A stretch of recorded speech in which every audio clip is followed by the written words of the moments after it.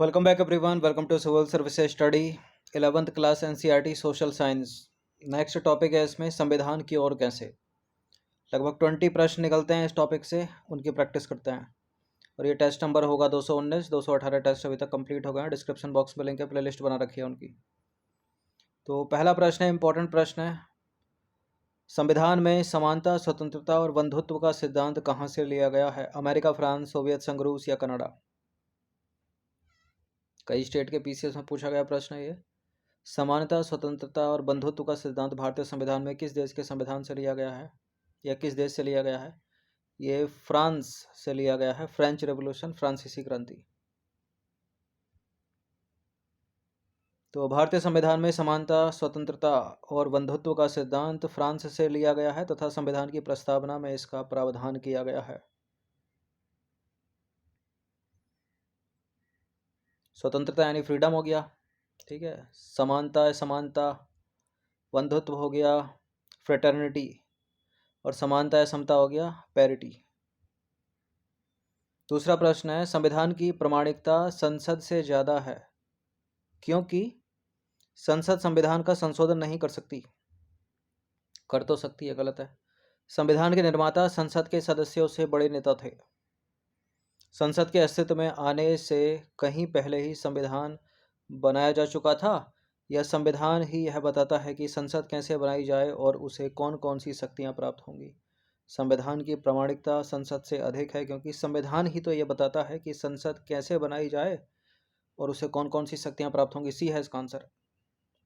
तो इस तरह के प्रश्न यूपीएससी भी कर रही है। यूपीएससी तो कई सालों से कर रही है, ठीक है, और स्टेट पीसीएस में भी पूछे जाने लगे हैं।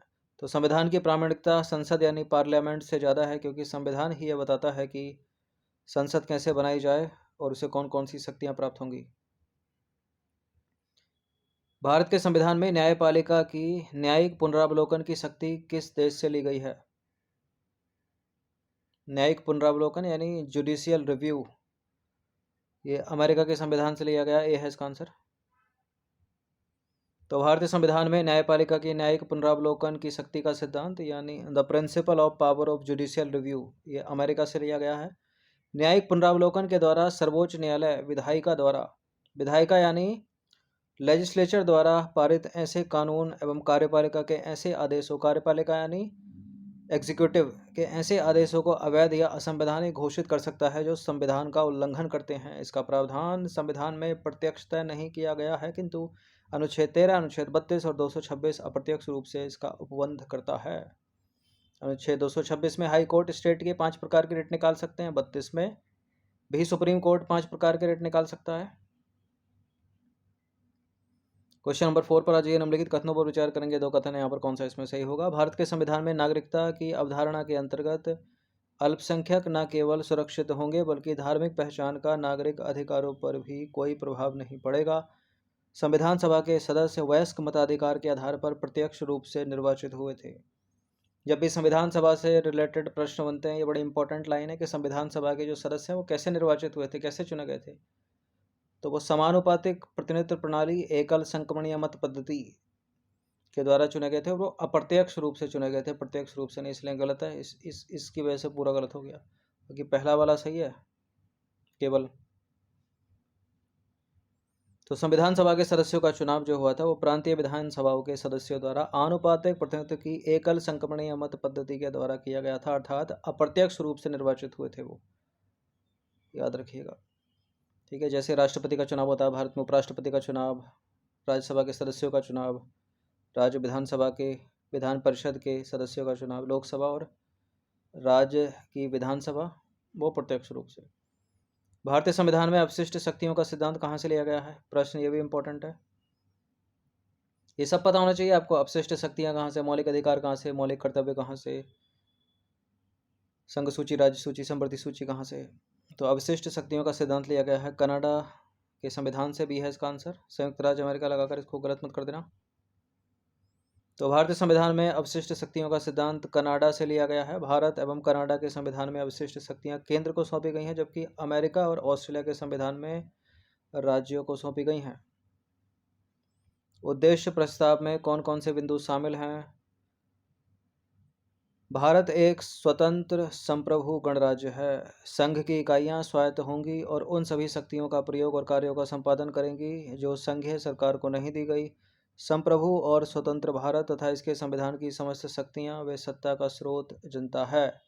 अल्पसंख्यकों कोमा जनजातियों दलित व अन्य पिछड़े वर्गों को समुचित सुरक्षा दी जाएगी। सभी कुछ है तो सारे के सारे यहाँ पढ़ के करेक्ट लग रहा, तो इसका आंसर हो जाएगा 1 2 3 4 ऑप्शन नंबर डी यानी उपरोक्त सभी। तो सारे के सारे सत्य हैं, कुछ एक्सप्लेनेशन की आवश्यकता है नहीं क्योंकि एज इट इज एक्सप्लेनेशन में भी वही सब कुछ लिखा होगा। क्वेश्चन नंबर 7 पर आ जाइए। निम्नलिखित कथनों पर विचार करेंगे। दो कथन है यहाँ पर, तीन कथन है यहाँ पर, कौन सा इसमें सत्य होगा। अंबेडकर जो थे ना, डॉक्टर अंबेडकर, वो कांग्रेस और गांधी के कड़े आलोचक थे और उन पर अनुसूचित जातियों के उत्थान के काम ना करने का आरोप लगाते थे। उन पर, किन पर? कांग्रेस पर और गांधी पर। कौन लगाते थे? अंबेडकर। संविधान सभा उन सिद्धांतों को मूर्त रूप और आकार दे रही थी जो उसने राष्ट्रीय आंदोलन से विरासत में प्राप्त किए थे। संविधान सभा ने संसदीय शासन व्यवस्था और संघात्मक व्यवस्था को स्वीकार किया है। कितने सत्य हैं इसमें? ये सारे सत्य हैं। पहला भी सही है, दूसरा भी सही है, तीसरा भी सही है, तो इसका आंसर भी हो जाएगा ऑप्शन नंबर डी, उपरोक्त सभी। तो सभी कथन सत्य हैं। तृतीय कथन के अनुसार संविधान सभा ने संसदीय शासन व्यवस्था व संघात्मक शासन को स्वीकार किया है। इसके अंतर्गत संविधान एक और विधायिका और कार्यपालिका के बीच, वहीं दूसरी ओर केंद्र सरकार और राज्यों के बीच शक्तियों का वितरण करता है। इन सभी टेस्ट का फुल टेस्ट पीडीएफ सीरीज प्राप्त कर सकते हैं पेड टेलीग्राम ग्रुप से जुड़कर। ये नंबर इस पर कॉल या व्हाट्सअप करके। बाकी सब्सक्राइब रखेगा सिविल सर्विस स्टडी चैनल को। ये सीरीज इंपॉर्टेंट है खासकर उन लोगों के लिए जो एनसीईआरटी की किताबों को नहीं पढ़ते हैं, तो इसको जरूर देखिए 2 से 3 बार वीडियो को, या इसके नोट्स बना लीजिए अगर आपको पीडीएफ नहीं खरीदनी है तो। क्वेश्चन नंबर 8 पर आ जाइए। निम्नलिखित कथनों पर विचार करेंगे। दो कथन यहाँ पर, कौन सा इसमें सही होगा।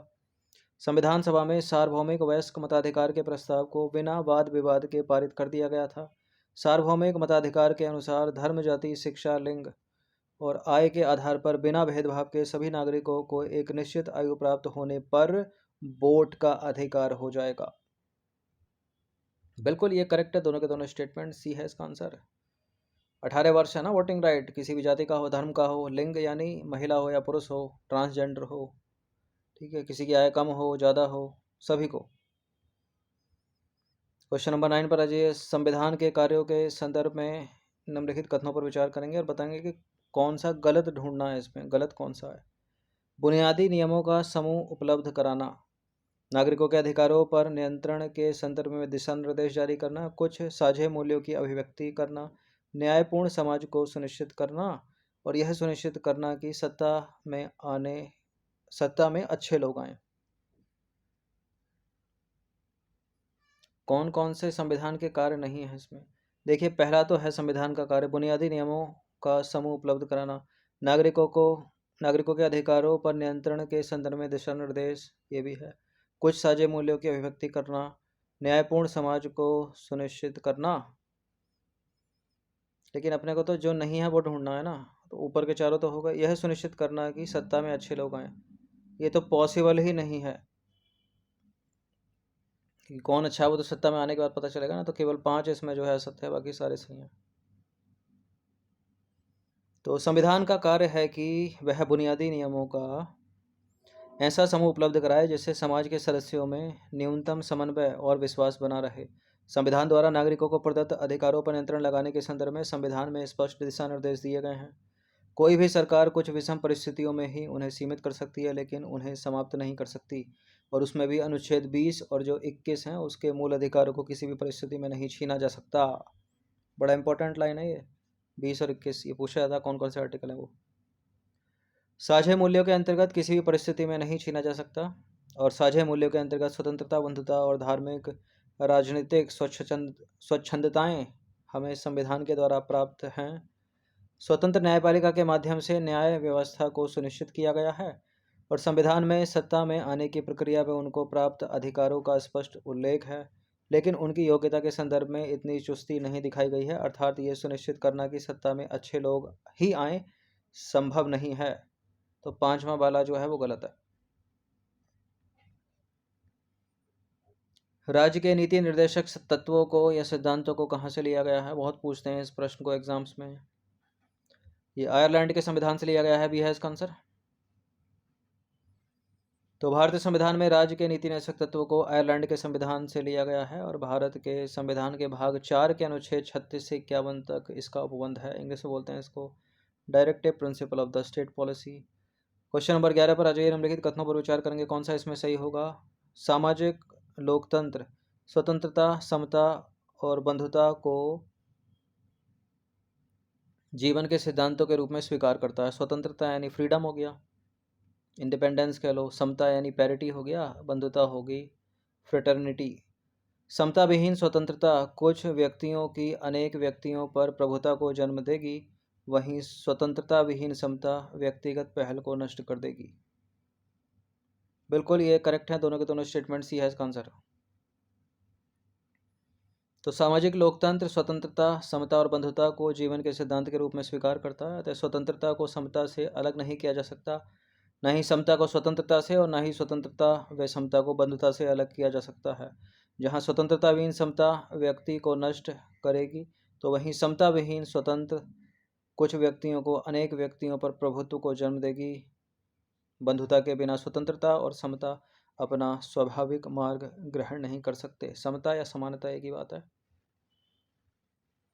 क्वेश्चन नंबर 12 पर आ जाइए। ब्रिटिश मंत्रिमंडल की समिति कैबिनेट मिशन के संदर्भ में निम्नलिखित प्रस्तावित बिंदुओं में से कौन कौन से बिंदु शामिल थे। कैबिनेट मिशन, क्रिप्स मिशन, अगस्त प्रस्ताव, ये सब पर हम चर्चा कर चुके हैं ऑलरेडी हिस्ट्री में।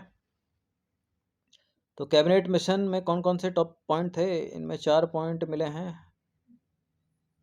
पहला है प्रत्येक प्रांत देशी रियासतों के समूह को उनकी जनसंख्या के अनुपात में सीटें दी गईं।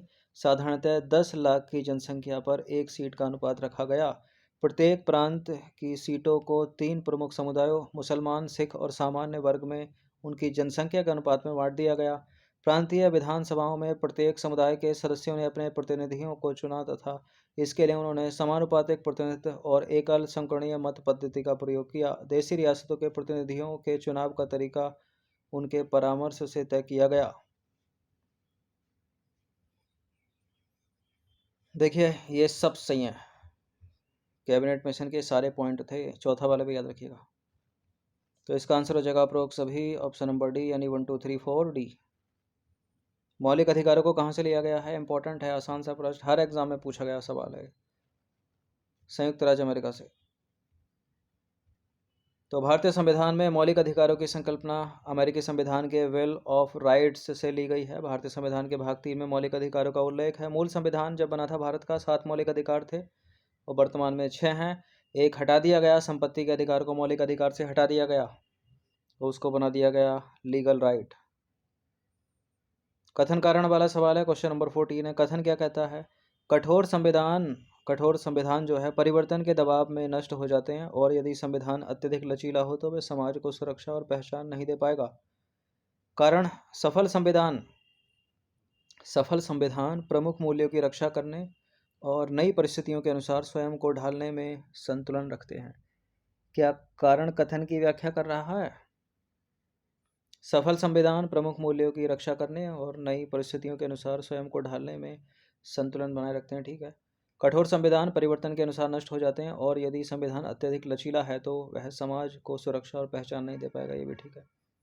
देखिए दोनों तो ठीक है, लेकिन ऊपर का कुछ और कह रहा, नीचे का कुछ और कह रहा। तो कथन और कारण दोनों सही है, लेकिन व्याख्या नहीं कर रहा, वो बी है इसका आंसर। तो कथन व कारण दोनों सही है, लेकिन कथन जो है कारण को पुष्ट नहीं करता है। ऐसे ही सवाल एक और है, क्वेश्चन नंबर 15 है। कथन क्या है यहाँ पर, संविधान की रूपरेखा बनाने के संदर्भ में यह सुनिश्चित करना प्राथमिक है कि एक ही संस्था या विभाग का सभी शक्तियों पर एकाधिकार न हो। कारण क्या है, भारतीय संविधान में शक्ति को विधायिका, कार्यपालिका और न्यायपालिका जैसी स्वतंत्र संवैधानिक निकायों में बांटा गया है। बिल्कुल, सरकार के 3 अंग हो गए, तो पहला भी सही है। संविधान की रूपरेखा बनाने के संदर्भ में यह सुनिश्चित करना प्राथमिक है कि एक ही संस्था या विभाग का सभी शक्तियों पर एकाधिकार न हो। इसीलिए तो भारतीय संविधान में शक्ति को कार्यपालिका, विधायिका और न्यायपालिका जैसी स्वतंत्र संवैधानिक निकायों में बांटा गया है। तो कथन कारण दोनों सही है, स्पष्टीकरण भी कर रहा है, ये है इसका आंसर। तो दोनों सही हैं। कथन कारण को पुष्ट भी करता है। इन सभी संस्थाओं यानी कार्यपालिका, विधायिका और न्यायपालिका को एक दूसरे से स्वतंत्र रखने का सबसे बड़ा कारण यही है कि यदि एक संस्था संविधान का अतिक्रमण करती है तो दूसरी संस्था उस पर आपत्ति दर्ज कर उस पर रोक लगा सकती है। तो कथन कारण दोनों सही हैं, व्याख्या भी करता है। इसी तरह का एक और प्रश्न है। इस तरह के प्रश्नों की संख्या बढ़ गई है, स्टेट पीसीएस में बहुत पूछे जा रहे हैं। कथन कारण वाले 10 से 12 सवाल। इंग्लैंड के पास कोई संविधान नहीं है, बल्कि उनके पास दस्तावेजों तथा निर्णयों की लंबी श्रृंखला है।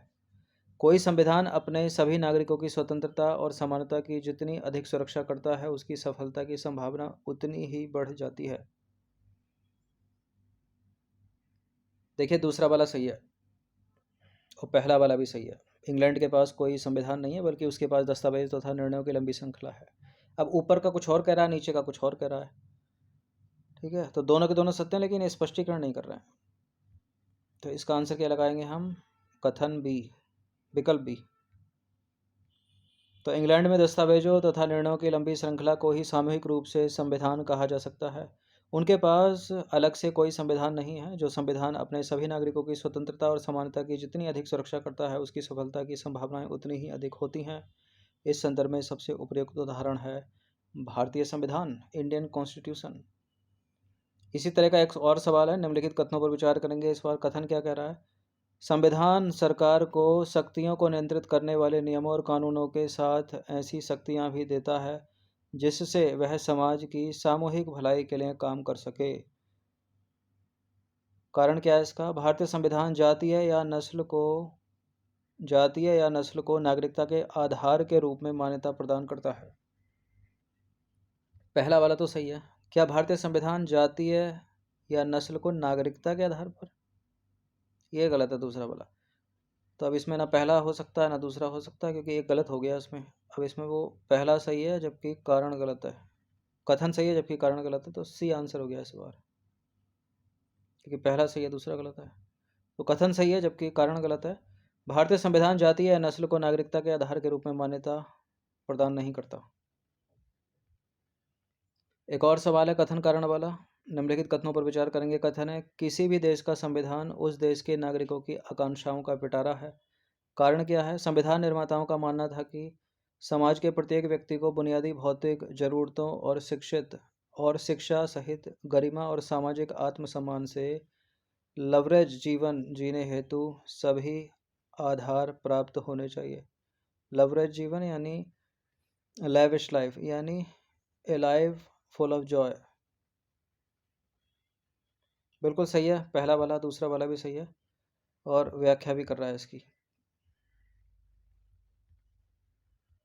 तो कथन कारण दोनों सही है। कथन कारण को पुष्ट करता है। किसी भी देश के संविधान निर्माता वहाँ की जनता की आधारभूत आवश्यकताओं को समझते हुए संविधान के मूल्यों का उन्हीं के अनुसार सृजन करते हैं। क्वेश्चन नंबर 19 पर आ जाइए। निम्नलिखित कथनों पर विचार करेंगे। दो कथन यहाँ पर। संविधान के माध्यम से ही किसी समाज की एक सामूहिक इकाई के रूप में पहचान होती है। दूसरा कथन है, संविधान आधिकारिक बंधन लगाने के साथ साथ सभी नागरिकों को नैतिक पहचान भी देता है। बिल्कुल ये करेक्ट है दोनों के दोनों स्टेटमेंट। अब असत्य पूछा, असत्य तो कोई है नहीं, तो डी लगाएंगे इसका आंसर। दोनों के दोनों सही हैं। क्वेश्चन नंबर 20 पर आज अंतिम प्रश्न है। निम्नलिखित कथनों पर विचार करेंगे। पहला कथन है, भारतीय संविधान सरकार को लोक हितकारी काम करने हेतु अधिकार प्रदान करता है। समाज की आकांक्षाओं व उनके लक्ष्यों की अभिव्यक्ति को सुनिश्चित करने का दायित्व सरकार का होता है। कौन सा सही है? ये भी दोनों के दोनों कथन करेक्ट हैं, सी है इसका आंसर। तो संविधान जो है सरकार को लोक हितकारी कार्य करने, समाज की आकांक्षाओं व उनके लक्ष्यों को सुनिश्चित करने का सामर्थ्य प्रदान करता है, सामर्थ्य है। और समाज की आकांक्षाओं व उनके लक्ष्यों की अभिव्यक्ति को सुनिश्चित करने का जो दायित्व है वो होता है सरकार का, जिसे जनता चुनती है। तो ये टॉपिक संविधान क्यों और कैसे कवर हो चुका है। वैसे तो स्टार्टिंग टॉपिक था ये। इन सभी की फुल टेस्ट पीडीएफ आप इस नंबर से प्राप्त कर सकते हैं। बाकी सीरीज़ इंपॉर्टेंट है, इसकी प्रैक्टिस जरूर करिएगा। ठीक है, एक बार टेस्ट को जरूर देखना। इसी तरह के प्रश्न एग्जाम्स में पूछे जाते हैं। धन्यवाद।